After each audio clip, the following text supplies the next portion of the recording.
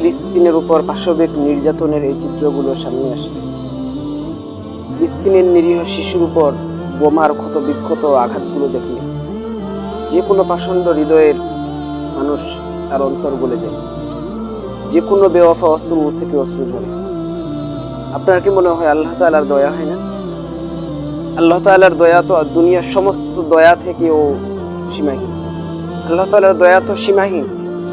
আল্লাহ তাআলার দয়া কেমন তা সম্পর্কে নবী করিম সাল্লাল্লাহু আলাইহি সাল্লাম তো বলেন যে একবার যুদ্ধবন্দী মানুষদের মধ্যে একজন মহিলার একটি সন্তান ছিল। ওই মহিলাটি বারবার তার সন্তানকে যখনই দেখতো জড়িয়ে ধরে দুধ পান করাতো। রাসূল বললেন সাহাবায়ে কেরাম কি মহিলা কি কখনো তার সন্তানকে আগুনে ফেলতে পারে? সাহাবায়ে কেরাম বললেন না, কখনো ফেলতে পারে না। রাসূল বললেন আল্লাহ তাআলার দয়া এই মহিলা থেকেও দুনিয়ার মা থেকেও বেশি। আল্লাহ তাআলা কি ফিলিস্তিনের এই দৃশ্যগুলো দেখেন না? অবশ্যই দেখেন এবং তার দয়াও হয়। কিন্তু আল্লাহ তাআলা জালেমদেরকে সুযোগ দিচ্ছে। আল্লাহ তাআলা বলেন ওয়ালা তাহসাবান্নাল্লাহা গাফিলান আম্মা ইয়ামালুয যালিমুন ইন্নামা ইউআখিরুহুম লিয়াউমিন তাশখাসু ফীহিল আবসার। যে হে নবী, জালেমদের সম্পর্কে, জালেমরা যা কিছু করে তার সম্পর্কে আল্লাহকে আপনি অবহেলিত মনে করবেন না। আল্লাহ তাআলা এই সম্পর্কে গাফেল না। ইন্নামা ইউআখিরুহুম লিয়াউমিন, আল্লাহ তাআলা জালেমদেরকে সুযোগ দিচ্ছে সেই দিন পর্যন্ত যেদিন চক্ষুগুলো স্ফুলিত হবে। আল্লাহ তাআলা জালেমদেরকে অবশ্যই শাস্তি দিবেন।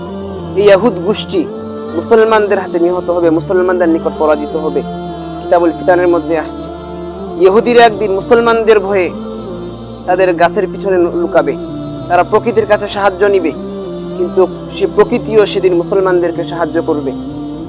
গাছের নিচে সাহায্য নিবে ইহুদিরা ভয়ে, গাছ বলে দিবে ইয়া মুসলিম ইয়া আবদাল্লাহ হাযা ইহুদিয়ুন খালফি উকতুলহু।